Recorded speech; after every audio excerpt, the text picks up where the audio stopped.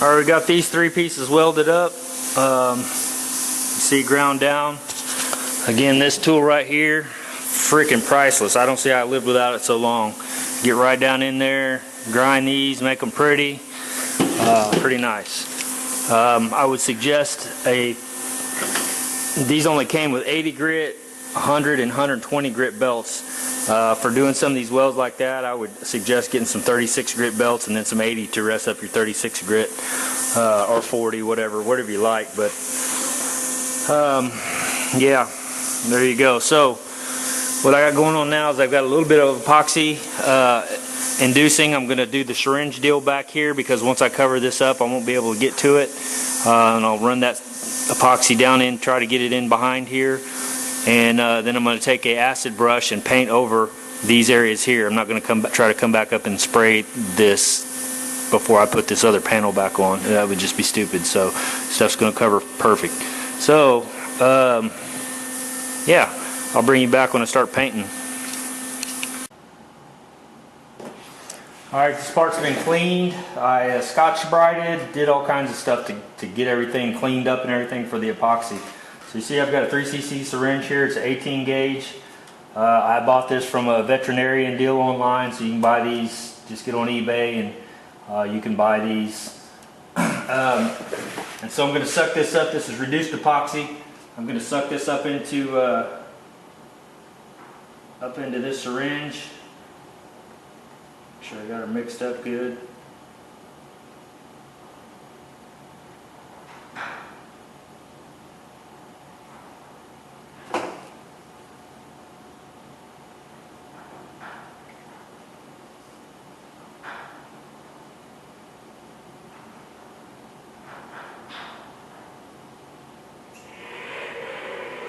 Alright. It's got a pretty big, I forgot what those are called, but it's got a pretty big hole. There's a name for them, but I forgot. So what we're going to do is try to let this run in behind these seams. So I'm going to put that little bevel right down there where I can get it to run down in them seams.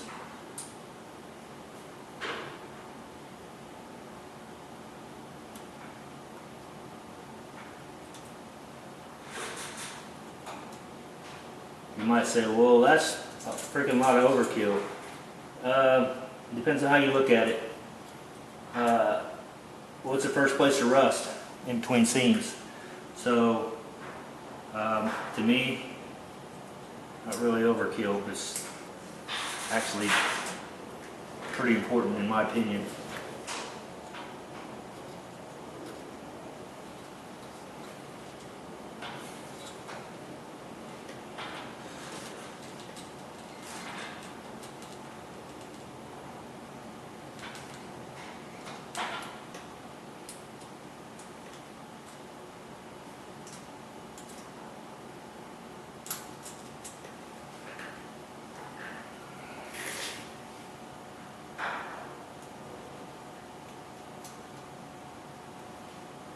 Clearly some of these are so tight that they're not gonna get anything running down in there, but where I can, I will.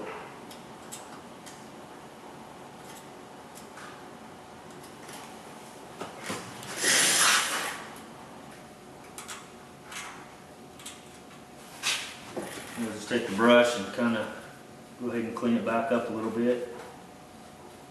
Some of this excess and use it, put it back up here on the bare metal.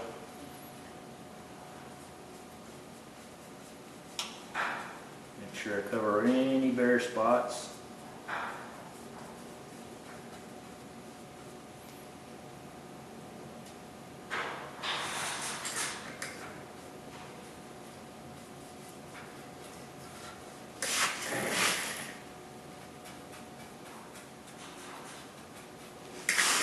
Alright. Down in there good.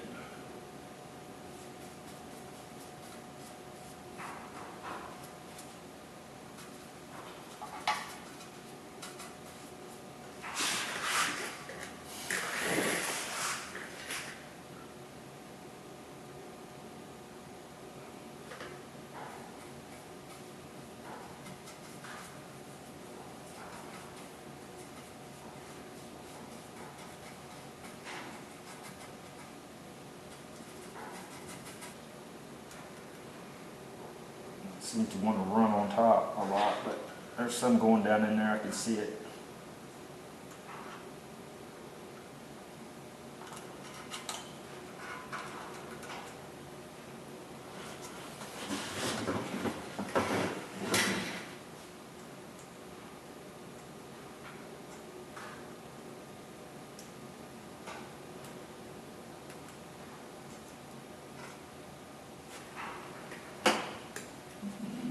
Brush go.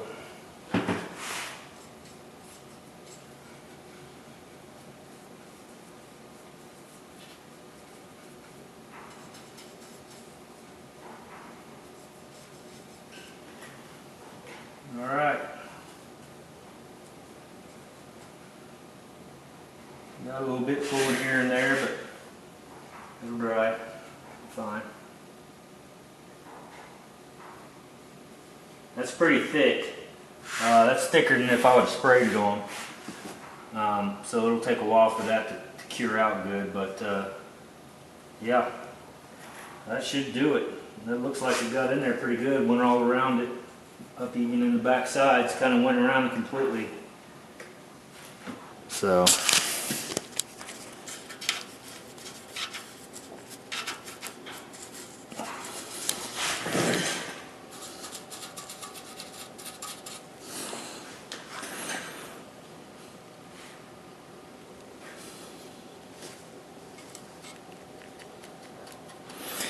Try to find any spots I might have nicked, you know, with the, like up in there, a little bit. Looks like I got a little bit happy with the grinder. Just kind of dab some epoxy back into that little area there.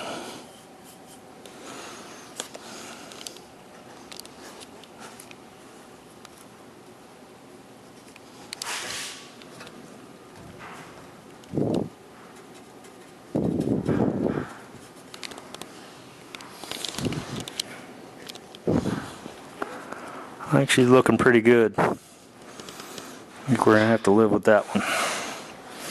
So anyway, yeah, I thought I'd take you along with that. I've always talked about doing this. I did it once on my car over there, but a lot of you guys haven't been watching, or haven't. It just started watching, so this will be kind of a tip for you guys if you want to go above and beyond. To protect the back sides of the welds and stuff like that, which I highly suggest because these things weld from the inside out. They don't weld from the outside, or they don't weld. They rust from the inside out, not the outside in. So just remember, that's where the stuff is sitting in there sneaking up on you. You can't see it, and rust never sleeps, they say, and it's a fact. So, all right, see ya.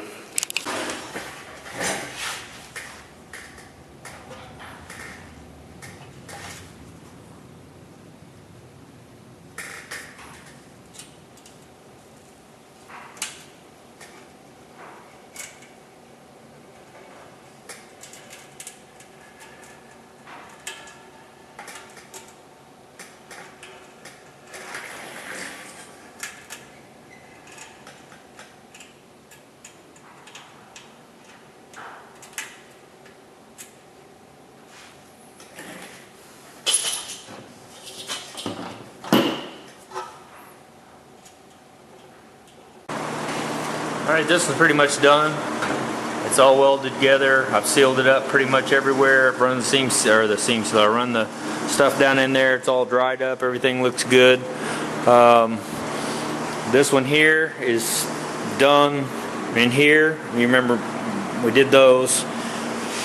So now I put this panel on top. I got a little rambunctious and put a little bit of copper weld on top of this, which is no big deal. Just I'll just have to weld through it, or the weld through primer, which these pieces right here will actually go something like this and be welded down to that as well, if I'd hold the camera right. But anyway, so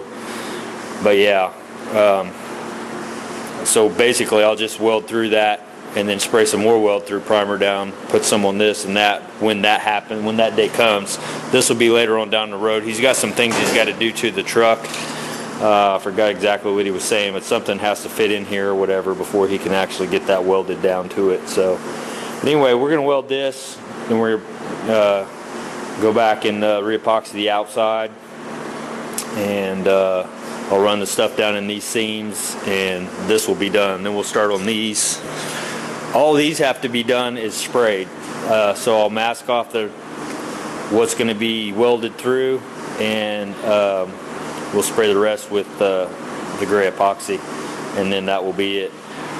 Then I'll grab these at some point and pull them apart.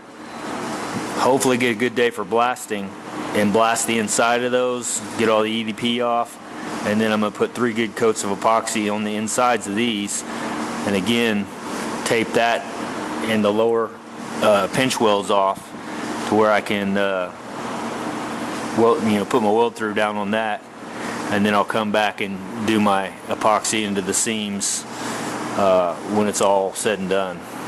So that's the plan on that. But I want to blast the inside of these. I could use probably an 80 grit on a DA, or not a DA, but a angle, but I think it'd be hard to get in some of these little areas. It'd just be so much easier with a blaster. So that may end up being what I do, but yeah, we'll get on that, I don't know, another day. We'll have to pick out a good day for these to be epoxied too, because I'm going to epoxy the insides of all this stuff at the same time. So anyway, that's what I'm working on now. So we're trying to get a little bit of progress. See you.